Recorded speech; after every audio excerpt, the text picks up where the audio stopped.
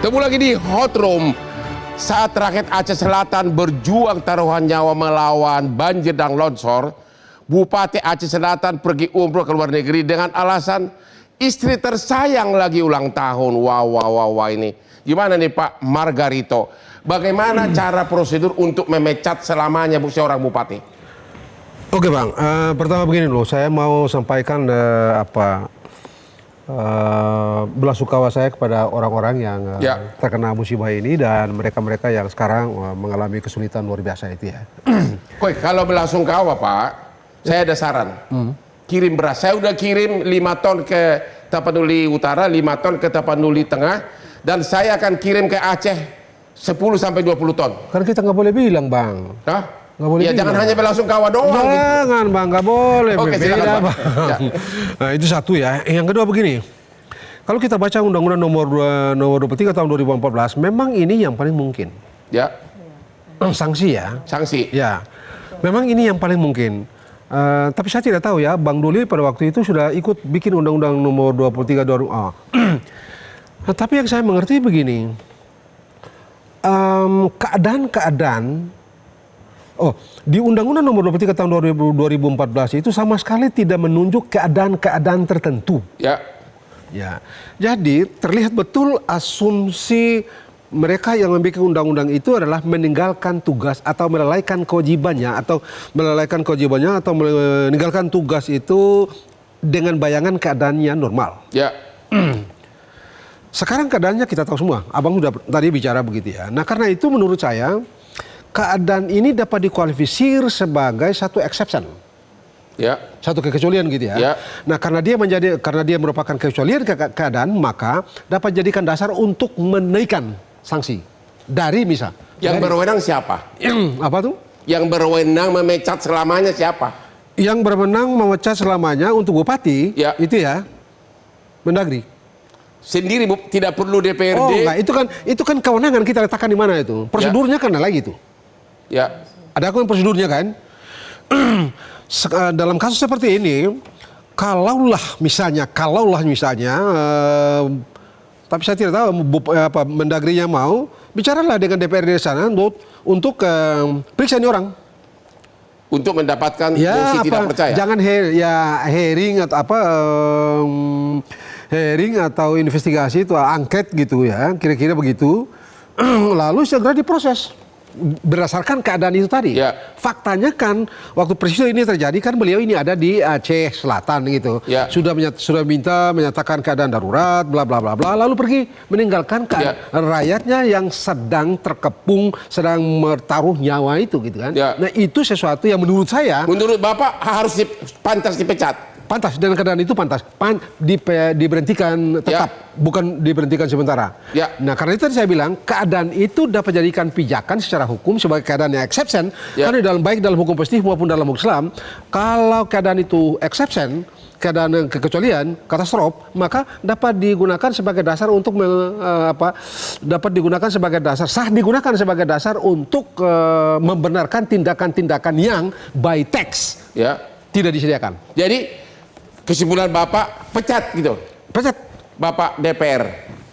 Bagaimana? Apa pendapat Bapak sebagai wakil rakyat? Bapak bilang tanggal 27 November masih lihat gubernurnya di Jakarta, sedangkan 27 November ya.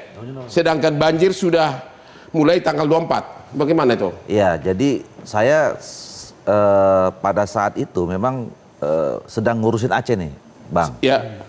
Jadi dapat informasi memang betul hujan itu mulai 22.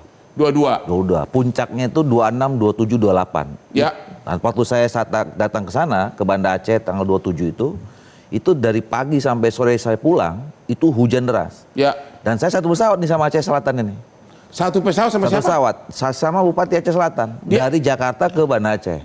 Ngapain dia ke Jakarta? Saya nggak tahu. Rakyatnya lagi menangis. Nah, saya nggak tahu. Tadi kan informasi dari Pak Juru Bicara tanggal 24 dia sudah menetapkan status darurat. Tapi dia ke Jakarta. Nah, saya nggak tahu apakah ada urusannya dia ke Jakarta berkaitan dengan itu atau tidak. Saya tidak tahu. Jangan-jangan dia berdansa. Ya. Nah, sudah 29.30 saya balik lagi ke Jakarta, ke Banda Aceh. Waktu itu ngurus partai. Tapi akhirnya kita konversi menjadi konsolidasi untuk bantu bencana. Ya. Dan memang waktu itu kita sudah Bapak partai mana? Partai Golkar. Oh, Partai Golkar. Kuning kan. Pantas kuning, sorry. Terus?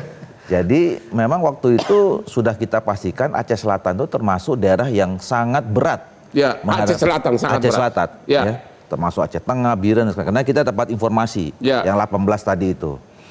Nah, jadi menurut saya apa yang dilakukannya itu memang tidak pantas, tidak etis. Apa hanya tidak pantas, tidak etis, atau sudah kelewatan? No sudah, excuse menurut saya, apapun alasannya ya. Ya katakanlah misalnya orang memperdebatkan soal umroh. Ya. Umroh itu ya memang ibadah, tapi bisa dilakukan tidak harus ada waktunya pada saat itu. Ya. Apa istrinya terlalu cantik, katanya istrinya ulang tahun. Nah, apalagi alasannya cuma karena sekedar istrinya ulang tahun gitu. Nah, jadi menurut saya itu bisa dicari waktu yang lain lah. Ya. Karena kan abang kan biasanya kan dengan orang hukum kan. Ya. Hukum tertinggi adalah menyelamatkan manusia kan kira-kira gitu. Benar. Kan? Nah, jadi dia tidak peduli. Artinya anggap enteng mungkin situasinya kan. Nah, oleh karena itu menurut saya langkah yang dilakukan oleh Menteri Dalam Negeri sudah tepat. Tapi memang itu hanya sebatas itulah yang paling maksimal di dalam yang diatur dalam 2014 itu. Nah, selanjutnya untuk pecat siapa yang berwenang? Gini, bupati itu kan pejabat politik, Bang. Jadi selain proses administratif, ini kan yang diambil proses administratif ini. Ya memang untuk membuat sampai misalnya katakanlah dimakzulkan, itu harus mulai proses politik. Walaupun ujungnya nanti kembali kepada proses administratif, itu putusannya presiden. Jadi caranya gimana? Nah menurut saya, konkretnya gimana? Konkretnya teman-teman DPR atau rakyatnya, DPRD, rakyatnya, ya kayak dulu misalnya contoh Pati itu, datang rame-rame ke DPR, minta bupatinya dimakzulkan, kemudian DPR melakukan proses hak angket, hak interpelasi dan segala macam seperti itu diparipurnakan, rekomendasikan diberhentikan secara tetap. Nah, baru nanti masuk ke proses berikutnya ke gubernur, kasih rekomendasi, terus kemudian nanti ada pengujian lagi kalau tidak salah di Mahkamah Konstitusi, baru sampai putusan presiden. Jadi Mendagri tidak berwenang secara jabatan langsung memecat sesudah 3 bulan? Tidak. Jadi kan semangat yang ada di dalam Undang-Undang 23 2014 itu kan Mendagri sebagai pemerintah pusat melakukan pembinaan terhadap pemerintah kepala daerah. Kalau DPRD dengan kekuatan lobby DPRD Aceh tidak menjatuhkan sanksi apa-apa ke dia, malah dibiarkan, apa yang terjadi? Ya secara politik ya dia tetap bisa tetap menjabat. Oh begitu ya? Iya, artinya memang mungkin itu kekosongan hukum di dalam undang-undang kita ya pada akhirnya kalau ada kejadian seperti ini. Presiden pun tidak berwenang untuk memecat dia. Nah mungkin nanti setelah 3 bulan, saya kan gini, saya menangkap 3 bulan ini kan mungkin kita fokus dulu nih pada soal penanganan bencananya. Saya menangkap background dari kenapa 3 bulan misalnya. Selesaikan dulu urusan, 3 bulan nanti kita bicarakan lagi. Ya bisa jadi aja sebetulnya kalau misalnya Mendagri nanti menindaklanjuti misalnya ada informasi baru tentang alasan-alasan yang memang tidak pantas itu tadi itu diproses lagi secara administratif. Nah kalau misalnya nanti ditemukan alasan cukup kuat untuk diberhentikan, menurut saya sih ya bisa aja. Kalau saya sih saya melihat ada, kalau memang sudah harus dipecat, kalau presiden mau tinggal dimobilisasi saja oknum tentara dan polisi, kerahkan rakyat untuk berdemo. Selesai ya kan? Enggak? Ya, kalau turun semua aparat polisi tentara dikumpulkan rakyat suruh turun, masa? Proses politik kan berarti kan Bang? Ada yang mobilisasi kan? Ya, jadi memang yang bisa menyelesaikan itu memang politik. Politik. Jadi kalau Pak Prabowo mau memang ada caranya begitu ya? Ada caranya. Kerahkan aja semua Polres, semua Kapolda, semua tentara ya. Kerahkan seluruh rakyat demo, selesai. Ngapain kita berpatokan kepada undang-undang? Kalau memang suasana sudah begitu, ya kan? Tapi kan bisa juga sekarang ini misalnya kalau teman-teman di DPRD sana itu mau, mereka ambil prakarsa saja. Kalau tidak mau. Nah kalau tidak mau, saya kira kan di Indonesia ini kan lobby, kita istirahat dulu setelah yang berikut ini. Jelajahi cara baru mendapatkan informasi. Download Metro TV Extend sekarang.